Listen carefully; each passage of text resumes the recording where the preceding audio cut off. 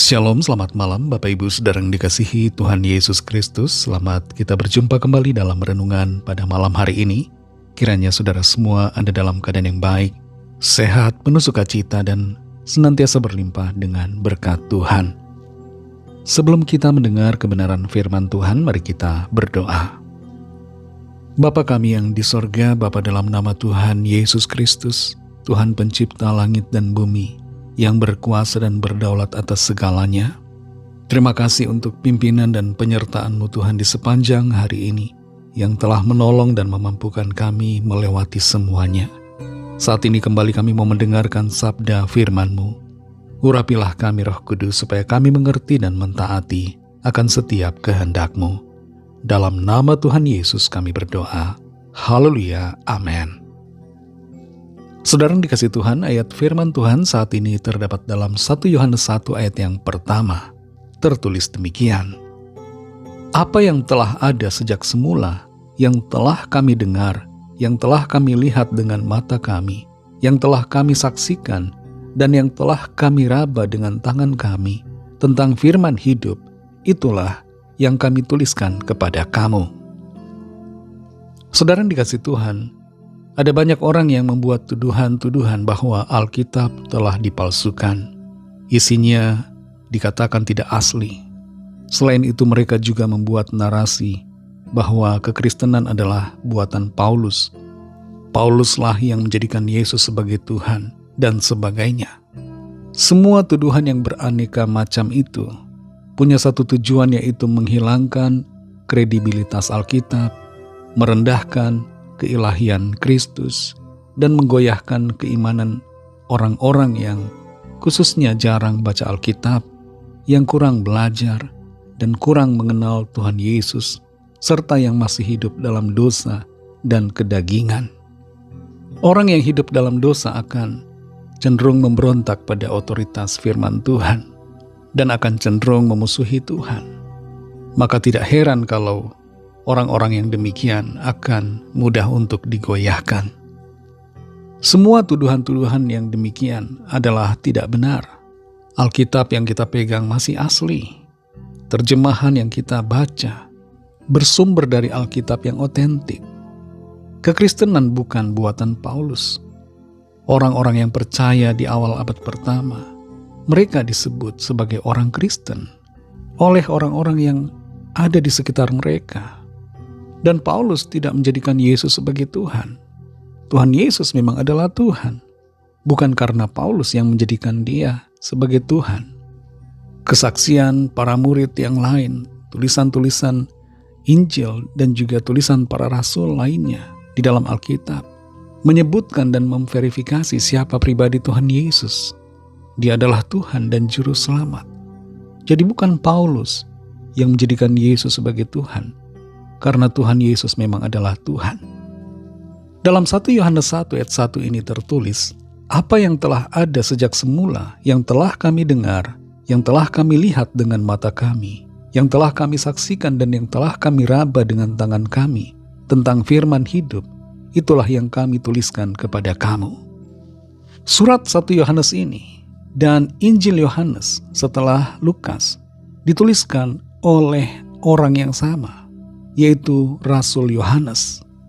Dan di sini kita perhatikan apa yang dinyatakan oleh Yohanes, bahwa apa yang dia tuliskan, yang dia sampaikan kepada kita semua tentang pribadi Tuhan Yesus Kristus, yang adalah firman hidup, yang adalah Allah sendiri, adalah pribadi yang nyata, yang ada dalam sejarah manusia, bukan karangan dari para rasul, bukan mitos, bukan mimpi, bukan hayalan, tapi pribadi Tuhan Yesus adalah pribadi yang benar-benar nyata. Siapa pribadi Tuhan Yesus itu? Dikatakan dalam ayat ini, telah ada sejak semula. Dia telah ada sebelum segala sesuatu dijadikan.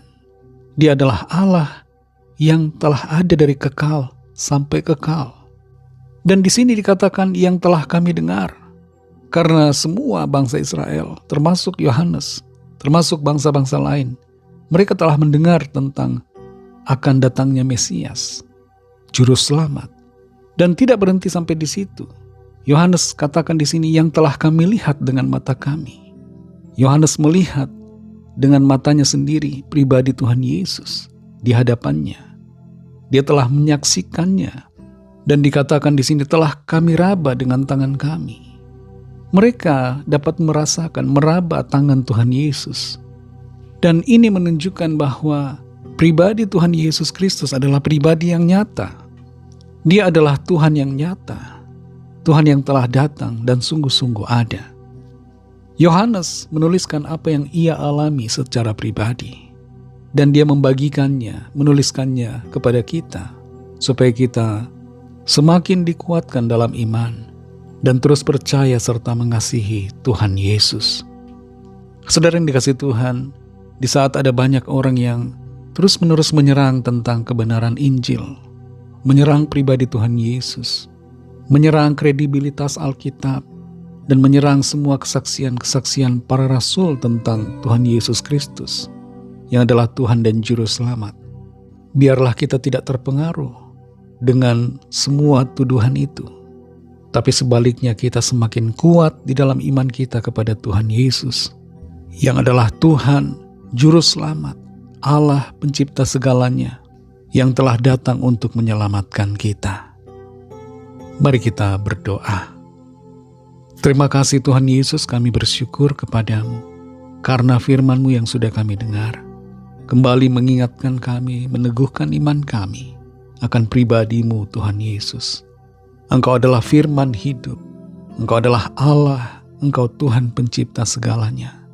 Dan kami bersyukur karena kami boleh mengenal-Mu Tuhan dan hidup dalam kasih karunia-Mu.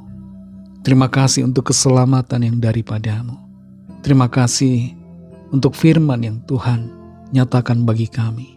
Terima kasih untuk Alkitab yang bisa kami baca sampai pada hari ini, sehingga kami menerima kesaksian-kesaksian iman dan kabar keselamatan yang kami perlukan. Terima kasih Tuhan Yesus. Berkati kami di sepanjang malam ini dalam istirahat kami. Lingkupi kami dengan kuat kuasa-Mu.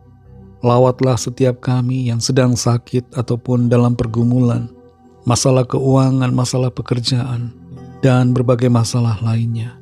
Lawatlah ya Tuhan, nyatakan kuasa pertolongan, kesembuhan, kelepasan, pemulihan, dan mujizat-Mu yang ajaib bagi setiap kami.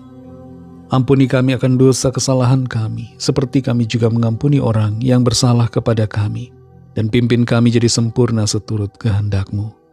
Berkati setiap saudara-saudara kami yang terdampak banjir dan berbagai bencana alam.